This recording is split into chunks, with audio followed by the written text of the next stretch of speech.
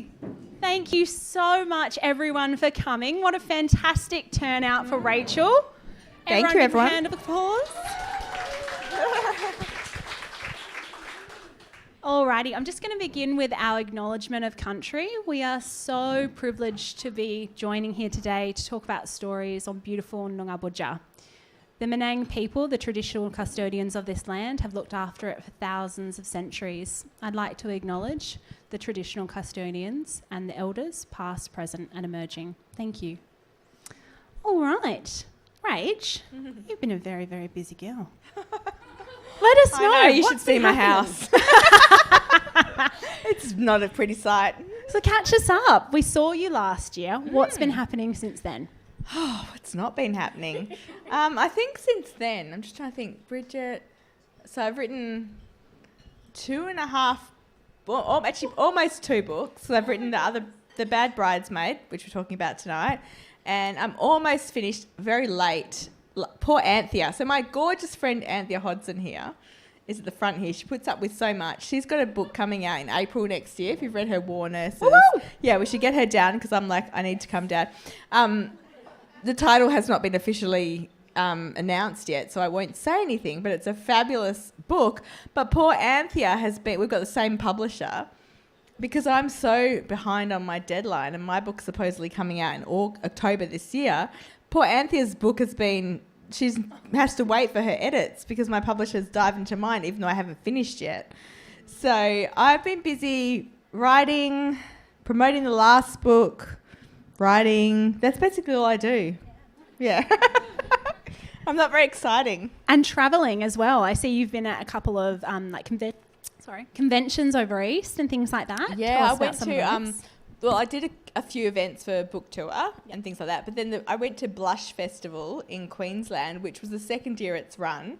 But it was so good. It's a celebration of romance, film and books. And it was just the buzz. It was this beautiful, sort of quirky theatre cinema, not your just Greater Union or Hoyts. It was like, a really gorgeous cinema.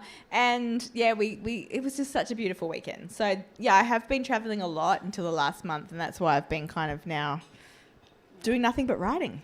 Yeah. Head down, bum up. Trying. Although, as I keep messaging Anthea, I've got a new idea for a book. She's like, stop. Don't worry about that book. You have to finish the one you're writing. And even my publisher, I was like, I've got 2 ideas for more rom-coms. I write rom-com and sort of general women's fiction and rural. And she's like, I'm not listening until you've submitted the book. So don't get too excited. No one is listening to me. It's very sad. Yeah. You're just going to have to threaten them and be like, no, I've got no new ideas. And then they'll come begging for more. It is nice to have new ideas, actually, because I went through quite a long period of time where I was in a quite dark patch with my writing and wasn't coming up with any new ideas. And so now, this week I've already had 2. And then in the car on the way here, I had a non-fiction idea, which is surely gold. Hey, Anthea. She's like, not sure about that. I think she's lost the plot, but I've either lost the plot or I'm about to become a billionaire from my non-fiction idea. It could go either way. It's going to rival the Guinness Book of Records. Oh, excellent. Okay. Yeah. I'm curious now. Yeah. Literally, it's only in the very baby stages because I thought of it about coaching up. But, I'm feeling pretty confident. So, yeah, Elon Musk, watch out. I'm going to be the next billionaire. Good. I think we deserve a pink billionaire. So with all your spare time, have you read anything good lately? Oh, well, I do read a lot. Yeah. So who's a member of the Rachael Johns online book club? Yay, love you all. Excellent. So I read 1 book a month for the Rachael Johns online book club, which I actually do with my dear friend Anthea, who we do everything together. Our kids think we're later in life lesbians. I'm actually planning a research trip to Vegas later in the year. We think we might get married then. Yeah. Make it official. Scare it. Yeah, exactly. So we run that, and so I read 1 book a month with that. And if you're not in a member, you're welcome to join. It's just find us on Facebook or go to either of our websites. Anthea has a fabulous new website, actually, and you'll be able to find the link. So I read stuff with that, and then we've also started recently. So basically I'm not doing much apart from reading for the book club and our podcast. We've started a podcast called Reading Between Deadlines. So we read 2 books a month for that. We did both just... Well, this is a spoiler for this week, this Friday's podcast. You heard it here first? We read... you heard it here first. We read... What's it called? The life cycle of the common octopus. Have you read that? No, I haven't read it. I'm very We both... So what we do is we have this, the kiss, kill, marry game kind of thing. Anthea came up with a great idea that so for our podcast, we're not allowed to talk to each other about the book beforehand, whereas in book club, we often say what we're reading and discuss and that. And then we do a live chat. But with the podcast, we're not allowed to tell each other whether we like it, whether we hate it, anything. We're not allowed to talk about the book beforehand. And we have this rating system of kiss, kill, marry. So, if we like it, okay, but, probably wouldn't read it again, it's a kiss. If we absolutely hate it and want to throw it against the wall, it's a kill. And if we, would read it again, recommend it to everyone, it's a marry. And we actually had our very first joint marry last time, which was for the life cycle of the common octopus, which is about 2 friends who go to Oxford University from, I think they're Canadian. What was it? Oh, Edinburgh, sorry, I'm making it up. So they go to Edinburgh University. Close enough, Edinburgh, Oxford, it's pretty similar. Anyway, they go to Edinburgh University from Canada, I think. And it's set in like the early 2000s, I think. And yeah, it's just about sort of their friendship and the people they meet and stuff. And also there's a bit of a secret for one of them's family. And it's, I guess, a bit what I call a quiet novel. There's not a huge, massive, crazy plot, but it's the characters and what's going on in their lives that really, you just want to be a fly on the wall in these people's... So, yeah, we love that. So I do read a lot. Like, I think to be an author, you have to be a reader. And I don't get... plenty of authors I know say I don't read while I'm writing, but I write 2 books a year. If, mostly 2 books a year. If I didn't read while I was writing, I would never read. Yeah. And you need to read to be a writer. Like, you can't not read. That's literally where you learn how to write better, what you enjoy in books and what you don't enjoy. And, so I read probably more, well, not more than I write, because I write for a job, so I force myself to, sit at the desk, quite a few hours a day. But yeah, reading is very important to me, and I read a lot, and I update that on Goodreads. So if anyone's there, I don't rate books, because as an author, I feel like a lot of the books I read, I know, people, and I don't want to just give everyone 5 stars because I feel guilty about not. But, nobody loves everything you read. I know that not everyone's going to love what I write. It's a personal thing. Often it's to do with mood and your emotion at the time. So I don't rate everything I read. I don't rate anything I read. But if you want to see what I'm reading, you can follow my Goodreads and you'll see it there. Yeah. I use Storygraph instead of Goodreads. I've heard about that. Yeah. I just don't know if I can deal with another... Yeah. It was a bit of a mission to switch. They have a data file that you can pull and drop into but it does Storygraph, seem, but you can only do it once. Okay, but it does seem better in terms of... So why do you like it better? I like it because it's not done by Amazon. Yeah, that's a really good... Oh, trust me, at the moment, I'm ready to... Yeah. I'm ready to... Anthea and I are talking about this a lot on the way down. I interviewed the fabulous Natasha Lester, another WA author. I interviewed her Monday night. Anthea interviewed her last night. Yeah. And one of the big things that a lot of us are talking about at the moment is those big companies, right? So obviously you've got a great bookshop here in Albany, and being able to support a local bookshop is good for everyone. It's your local community, keeping businesses alive, the authors in Australia, just everyone, and the fact that we all love walking into a bookshop. So if we want to keep them going, we have to buy from them. So, but obviously I'm not in Albany. Although I'm sure, do you have an online thing? I don't know. We will soon. Okay, that's part of the trauma of the new software. That is great. That is great. But Booktopia again has started, and I've been trying to, even though it is a little bit more expensive to buy in terms of postage rather than buying through Amazon, I think it's important to support our local booksellers, you know, because they do support our local authors. And it's more important than ever, I think, that happens, because it's really hard right now as an Australian author to actually to be seen, because I love I'm not on TikTok because I'm too old and it took too much time and all this stuff. But I love that I'm not anymore. Like, I have an account, but I've deleted off my phone. I'm never on there. But I love that TikTok has brought so many young readers to books, and especially in genres like I write a couple of very closely related genres. That one of them is romance, and before, you know, a couple of years ago, before Book Talk really embraced romance, you wouldn't see romance in mainstream bookstores and, you know, getting any interest at festivals and stuff like that. We're finally seeing that. So while that is fabulous that young people are reading, and they're not embarrassed like we were to say, oh, I'm reading smart, you know, like they're allowed, they'll read whatever they want, you know, and they're not ashamed of it. I think that's wonderful, and we're seeing, but the flip side of that, and I wrote about this in my newsletter a couple of weeks ago, is that we are seeing less and less space on shelves for Australian authors, because our bookshops only have a certain amount of space, especially places like Big W and Kmart and all that. They don't care about, you know, local and keeping the industry alive. They care about money and the numbers, which is understandable. Businesses have to make money, right? But it's very hard because all these hockey books and dragon books are getting the shelf space. It means a lot of especially debut and emerging Australian authors are not getting the shelf space.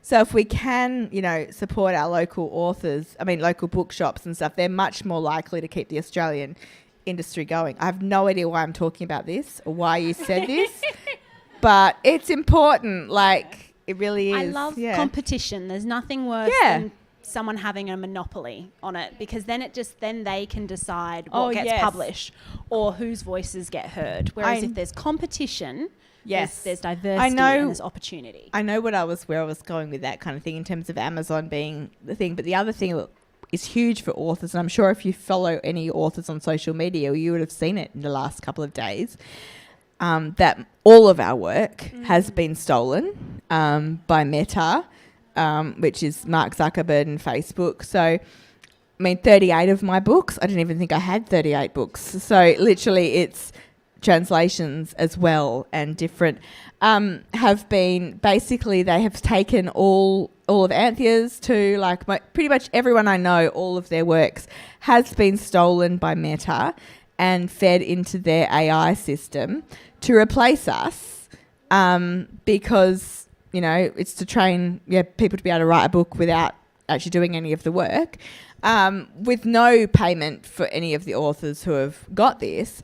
And so I really think now is the time that I've been saying to Anthea on the way down here, like, I'm seeing so many authors go, this is outrageous. And they're saying it on Twitter. Not on Twitter, on Facebook and Instagram. Yeah. And I'm like, well, this is do we need to just delete our Instagram and our Facebook and go, you know what, I'm not going to be held hostage? Because at the moment I'm like, well, Facebook and Instagram is the way where I'm, you know, interact with a lot of readers and things like that.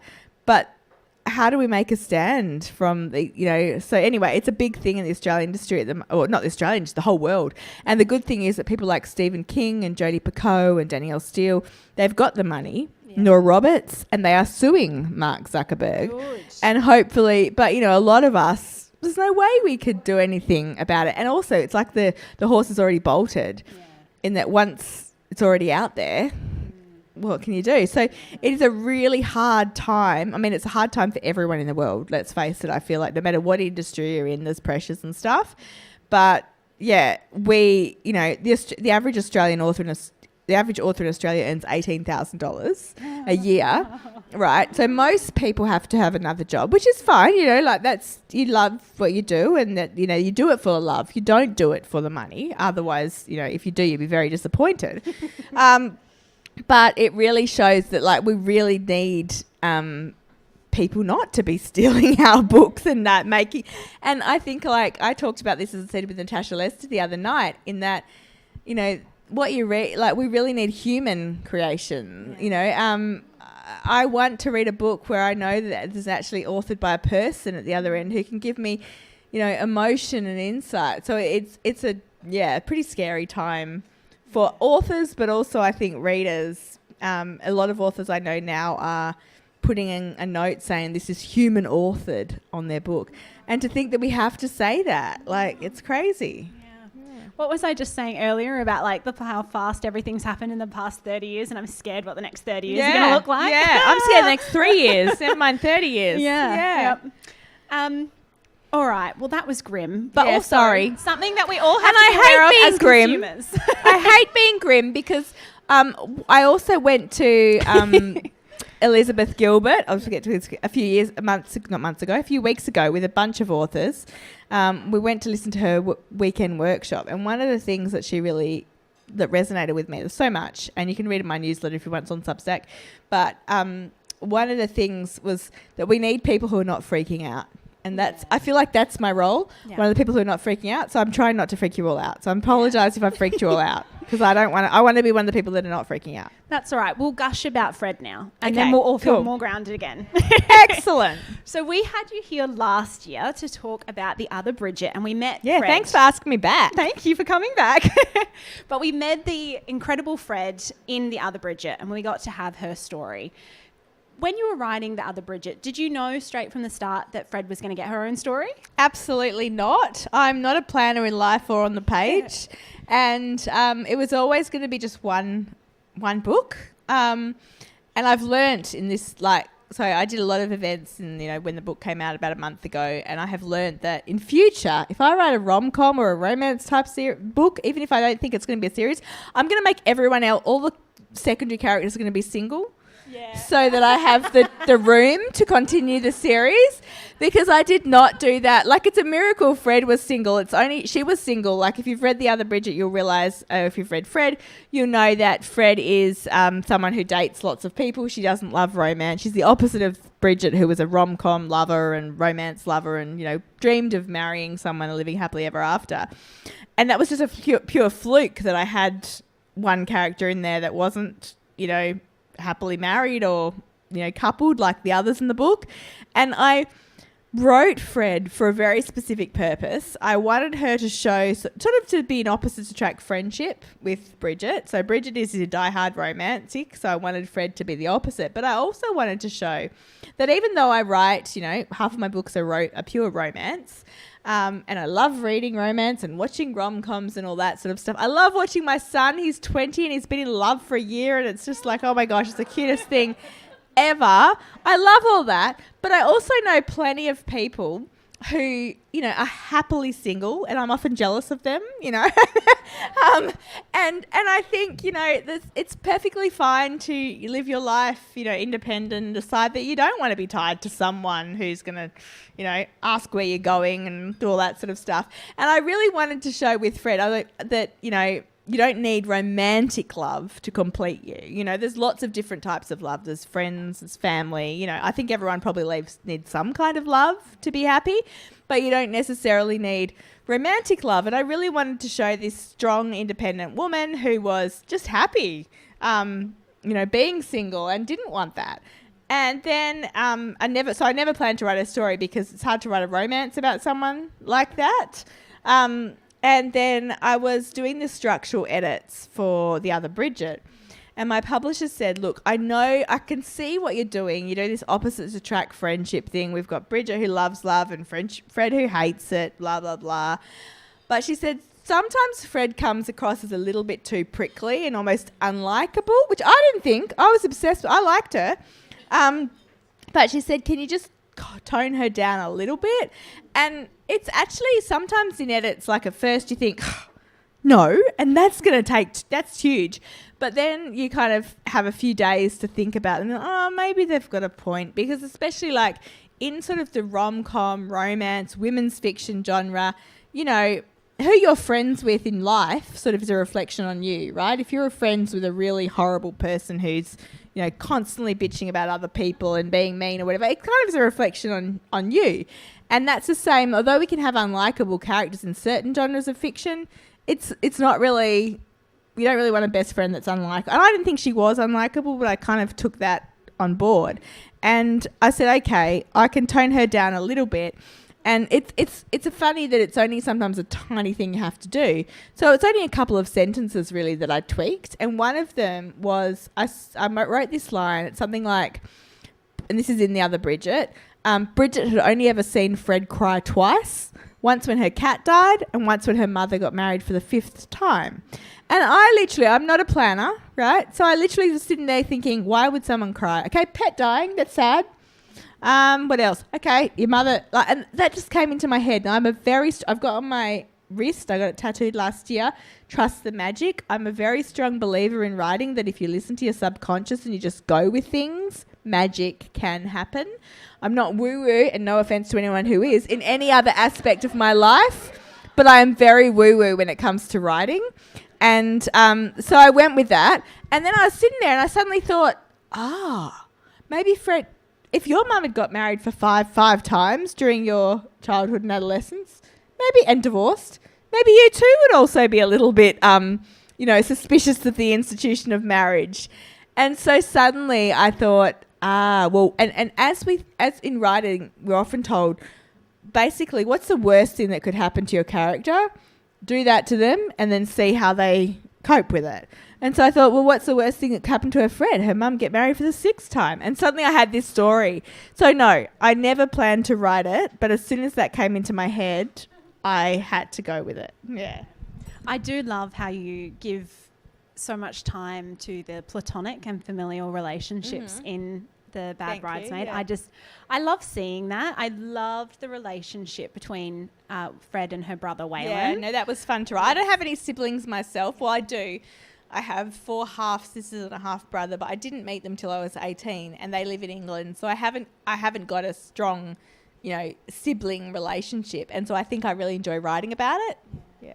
I must admit, I would totally love to. They can be happy. It doesn't have to be any conflict. I would love to see Waylon's story.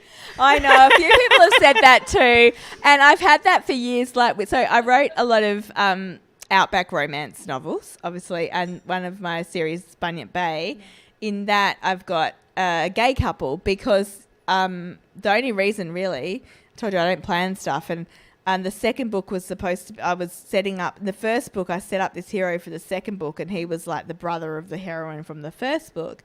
And then my agent said to me, I think you should write like a US hero for the second book so we can try and get into the US. In the end, I couldn't do a US hero because of the plot. I went to the UK, like a hero from Britain. But I had this character then who I'd set up as like hero material. Yeah. And I didn't know what to do with him. So I made him come out as gay in that second book. And then since then, everyone has been like, we really want, what's his name? Aaron or something? I don't know. Ryan. We really want Ryan's story.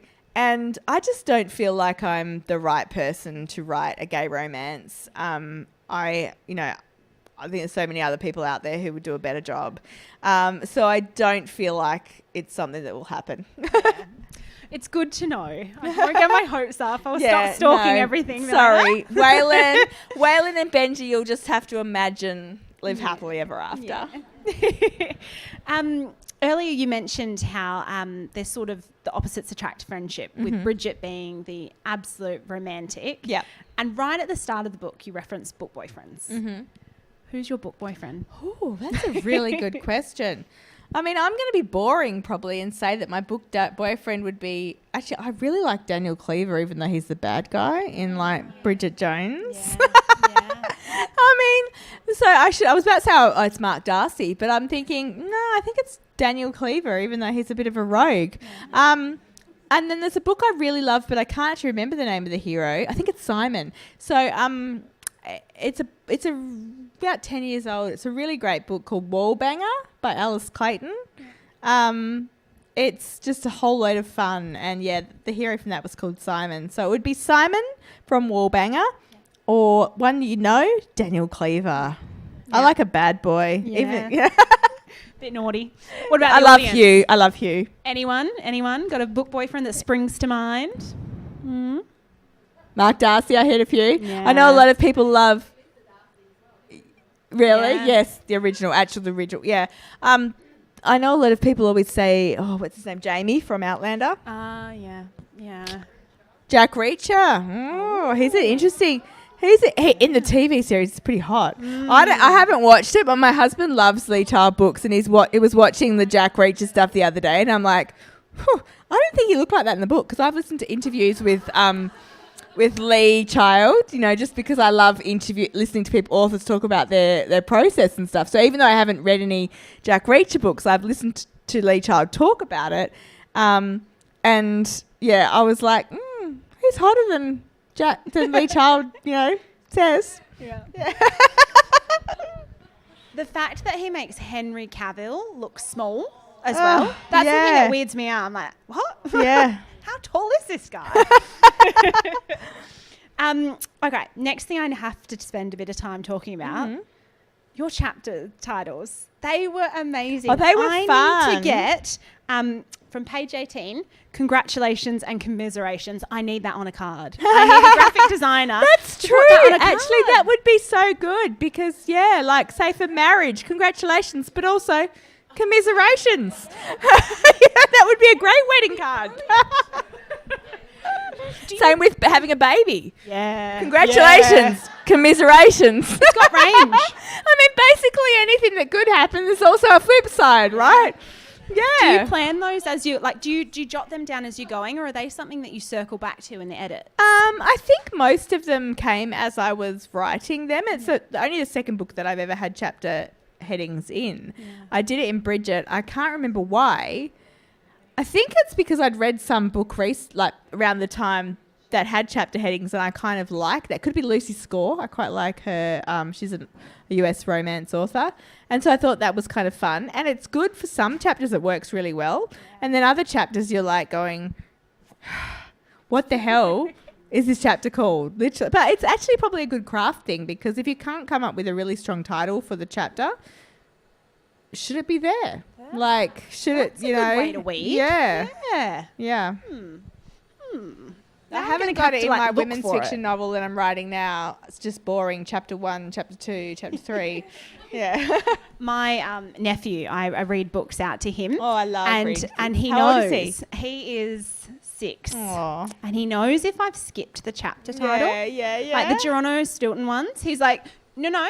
You forgot the chapter title? Yeah, I'm like... Well, I think chapter titles if you've got them... If you've got them there, they should work, right? Yes. You should not be able, they should be fun, and you should want to read them. Yeah, if not, then they shouldn't be there. Yeah, but no, I got pulled up. They were very important. I just circle back. I love that. So I wanted to just reference the absolute love for libraries as well that both of the books in this series has. British journalist Caitlin Moran says, a library in the middle of a community is a cross between an emergency exit, a life raft and a festival. They are cathedrals of the mind, hospitals of the soul, theme parks of the imagination. On a cold and rainy island, they are the only sheltered public spaces where you are not a consumer, but a citizen instead. I love that. Yeah. That is so good. I'm actually going to have to remind me to get that from you afterwards because, I do love, I'm surprised it's taken me this long. I still haven't written about a bookshop, which I love bookshops as well. But I think, to me, libraries, I've been to so many over the past, I've been to lots in my life, but then since getting published, you do a lot of events at libraries and stuff. So I have met so many librarians as well, and what I really wanted to show was two things. One, that libraries are often they're the place in the community where everyone can go, no matter, if you have loads of money or you're on the streets, you're welcome in the library, and you can go there, you can use the internet, you can use the bathroom, whatever. And a lot of the libraries that I've visited, I was amazed, yes, I love the book aspect, obviously, but they're about so much more than books. They have author events and stuff where you can meet things, but even aside from that, they do Lego programs, or I worked in a library in Kojonup for a few years, and I used to do the rhyme time and story time, and it was amazing for as a mum as well to get that space and that time out of your drudgery of and being in the library with other mums and things like that. But there's also each library that I visited over Australia, all of them do different things. I went to one, I think it was in Tamworth. That's right. I was thinking of the big guitar. So I remember where else. They have a like in the winter, they have a movie night for homeless people where they put on pizza and let them come in, you know, and stay the whole night in the library. And then another library, I think it was Mount Gambier in Adelaide, they have, and I'm sure a few do this is one, they have a counsellor who helps women with domestic violence, like on staff. And because people, you know, men will not like bat their eyelids if their wife says they're going to the library or whatever. They don't. But so, you know, libraries are safe spaces. They offer education, community for people. If you don't have, you know, you don't know many people, you can go to the sessions and meet people at the book clubs. So I really, you know, just love libraries, and I wanted to show, you know, the love letter to libraries and how important they are in communities. And obviously they're often, especially in America at the moment, you know, they're endangered because funding, you know, is often cut for libraries because it's just books and, you know, whatever. But the other thing is, like, not just libraries, but books, they do really, you know, sometimes I was about to say about how I love librarians because they're not what you're, you know, they're not this stereotype that we've all been grown up with. There's someone who's like strict and is going to tell you off and only once. But I think the other thing I want to say about books and stuff and how important they are in the climate when that libraries are being sacrificed and, you know, funding is being cut from them, is it's very easy to think, and I've thought this so many times in my life when I'm sitting in my office at home. My husband says I tell lies for a living. He, you know, jokes about that. It's tongue-in-cheek and nice, but, you know, it's easy to say, oh, I don't do anything important, you know what I mean? And then you get emails from people who are like, reading your books has literally saved me during a time when I have, you know, been in such a dark place, and reading your book helped me get through because I identified with a person, or it just gave me escape.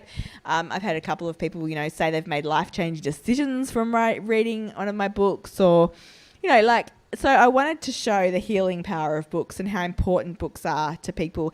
And I was about to say then, not just as entertainment, but let's face it, we need entertainment. We need relaxation and escape from everyday life. So I really wanted to show that in particularly the Other Bridget, but it continues on.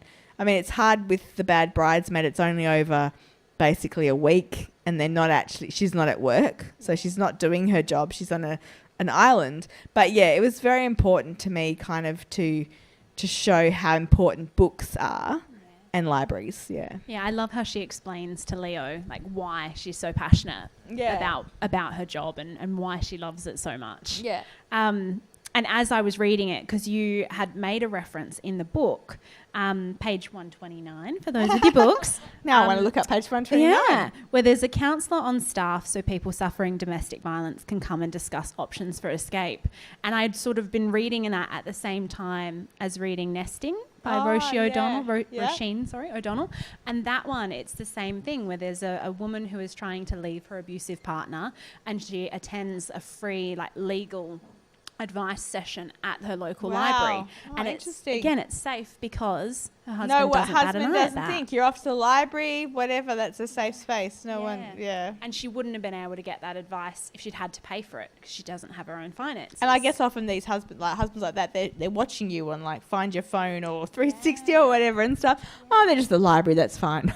or waiting for a young child to say where they were, kind of thing, like using, like, the kids as well. So, true. But it resonated so well how important they are, not just for books, but for everyone in the community. Yeah, I think that's the thing. Like, obviously, when you say library, you think of books. Yeah.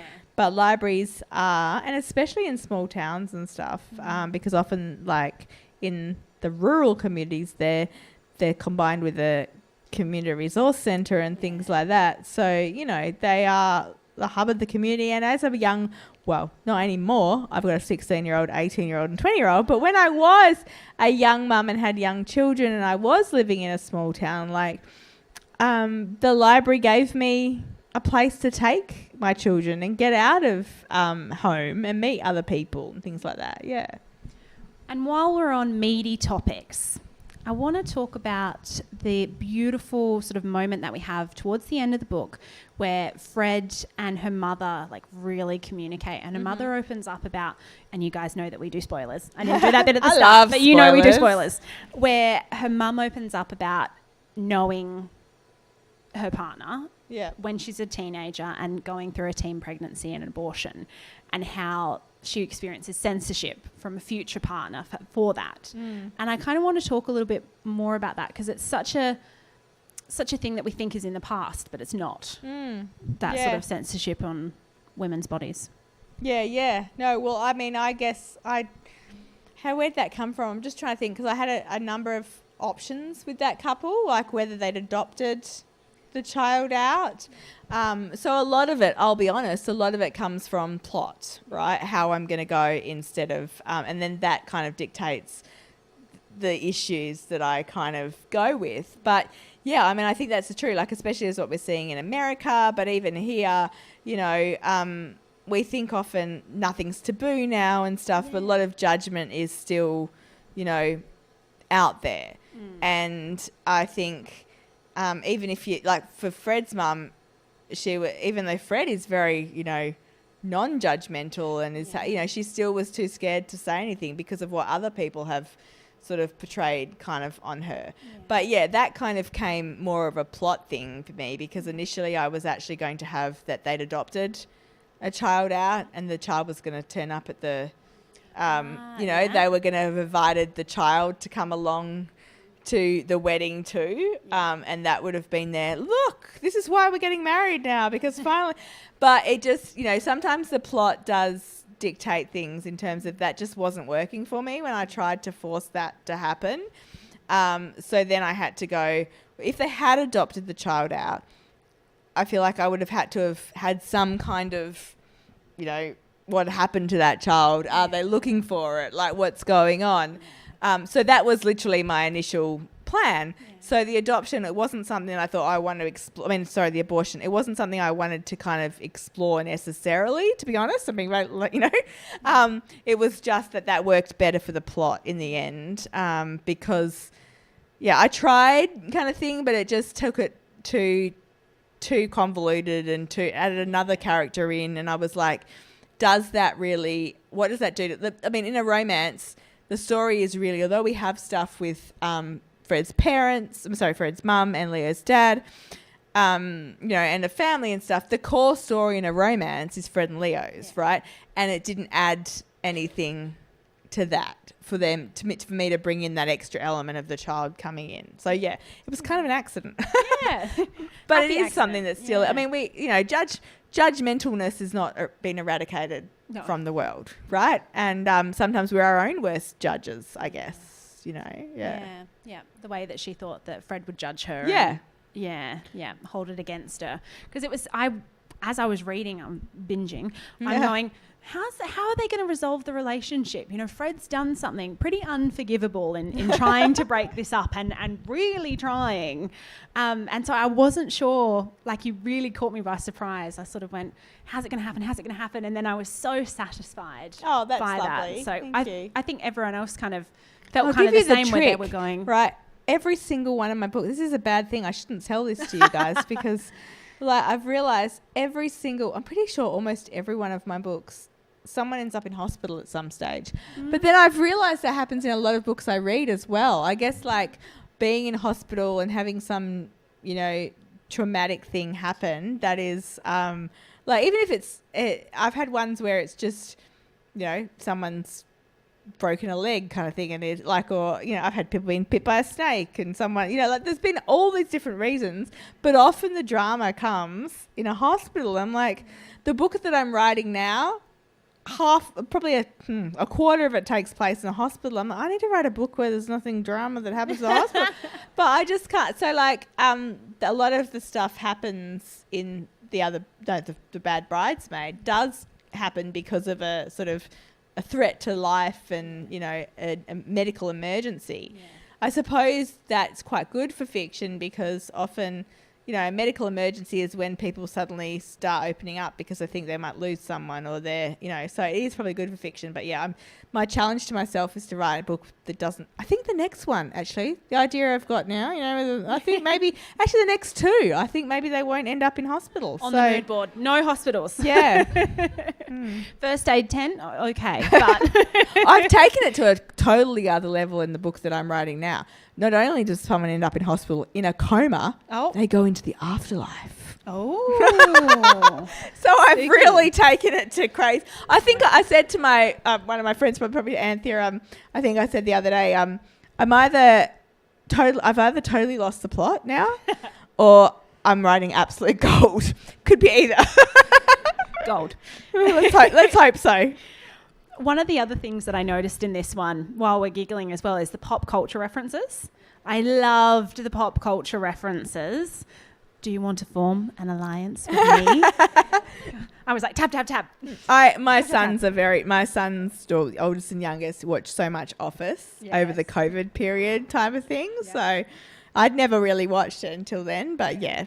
But did you have fun cherry picking? Yeah. I mean, I always love putting those sorts of references in. See, Anthea, that's the good thing about writing contemporary fiction. You can put like fun modern references in. Yeah. Because Anthea writes historical fiction now and stuff. We're always arguing about what's better or what's worse or what's harder. Can't quite slip an Office quote in. Yeah, you can't put an Office quote in 1900s. Yeah. I did wonder, there was one... It was right towards the end where she says, I never risk ruining a Friday night with a first date. Yeah. And I was like, is that a Chapel Roan? I don't know. Could reference? Be. It could be, but I didn't mean it. If I did, if that's true, it's a total fluke. Yeah, there we go. Excellent. Well, I was like, is that? So I had a lot of fun sort of trying to spot them, like cool. With the Other Bridget, where I was sort of going and spotting all the book references. Yeah. So it was like a little find. Oh, that's cool. Finding in both of them. I'll say yes, that was on purpose. Totally. And the other thing that I really loved is that we do go to England for a little bit. Yes. We get to see Leo's narrowboat because I have a weird fixation with narrowboats. Me too. And after, I don't know how that came about. It was very late in the end of the book when I decided that he was going to have a narrowboat and live on a houseboat and stuff. But I want to write a whole book where someone inherits one and, Did you write that? Can we get a book set on a narrowboat? Yes, we totally can. Except it's not going to be for a few books because I've got too many other ideas. That's fair, but I still know it's coming. Oh, yay. That was meant to be. 100%. And we talk about collaboration all the time when it comes to books. It's so important to have such a good bookish community around you. Mm-hmm. Can you tell us a bit about Adeline and the role that Addie plays in supporting... my dog. I was thinking, because all of my pets are, a cat and a dog. I've got two cats and a dog. But one of my cats is not named after... and it basically doesn't like anyone in our house except my mum and just basically doesn't talk to us. So I forget I have her. But my cat's called Gibson, which is named after the hero from Mandrout. And I got my comeuppance naming him that because Gibson is a very grumpy hero in Mandrout and I have a very grumpy cat who doesn't like women. And that's basically the same as the hero in there. And then I named my dog Adeline, Addie for short, after Adeline, who is the main character in Talk to the Heart. She first appears in Talk for the Town, and then Something to Talk About. She doesn't help much.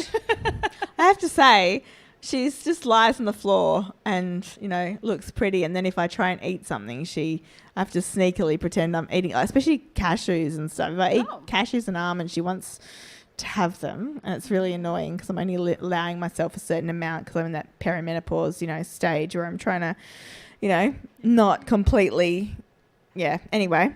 And then she takes some of it. But she just doesn't help much, I have to say. She's not really. Just a toe warmer. Yeah. Yeah. No. Winter's coming. Possum, Anthea's dog, I think is more of a help. Yeah. She what? She writes her jokes. Excellent. That's a good sidekick. And we know that you love us, your Australian audience. But it's been very exciting to see, as you were saying, the international sort of market. I did, my gentle stalking, as I always do. And I love a stalker. I saw Waterstones and the different covers of them as well. I was like, oh, different cover. How do you feel about that? How was that process? Because I know that you'd made some tweaks with the Other Bridget to bridge that gap as well. Yeah, How did you find it with the Bad Bridesmaid? Well, I don't think my UK publisher, who does print on demand, publishes, so digital mostly, but they do not read the book, I don't think, because the first cover they did for the Other Bridesmaid. So if you've read the Bad Bridesmaid, sorry. If you've read the Bad Bridesmaid, you'll know Fred is the only bridesmaid, right? The first cover they did had like 5 bridesmaids on the cover and stuff. So, I do prefer the Australian covers. I don't mind the UK/US ones, but, they're my secondary kind of publisher, so they don't really put the, effort in that Australia does and things like that, yeah. Is it like do you deal with them direct like you do with your Australian sort of ones? Or do they go through like an agent as well? It's different for every author in terms of what the sort of deal is, as I said, mine is quite a small publisher in the UK, US. Whereas if you're with, say, one of the big 5, then they expect a lot more collaboration, and you might have an editor in the US and an editor in Australia, and, that can be good or bad when 2 people are saying different things.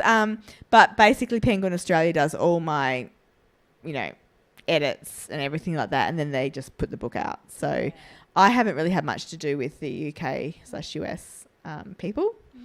Yeah. Okay. Be interesting to see if that changes. Do they ever have multiple copies of the same book? Like when they make tweaks other than just the cover? Oh, they do sometimes. They change, sometimes the spelling of, those sort of books, so that if you've got reading a US edition, you'll have mom, and if you're they do sometimes stuff like that. Although I also have seen if I've got friends whose primary publisher is, say, New York, but their secondary publisher is Australia, even though they're Australian, and then often their Australian version has mom and all that, and that's really annoying because it's like, but it is what it is, I suppose. There you go, the intricacies of the publishing system.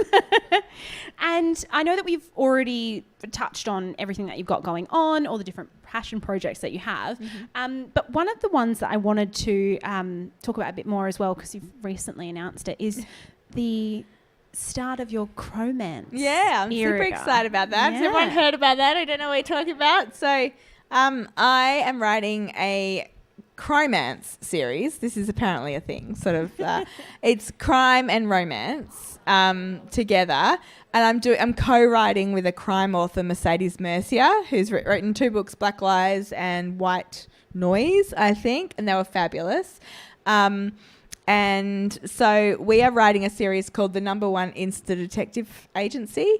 So we're kind of saying it's Thursday Murder Club, but for millennials. So instead of old people, investigating the crime, we've got people who are... So it's that whole thing, I'm pretty good at it. I'm an Insta detective, basically. If you tell me that your friend from high school has changed their profile picture to, just them rather than their husband, I will scroll the internet. Even though if I don't know your friend, I will spend hours trying to work out why they broke up.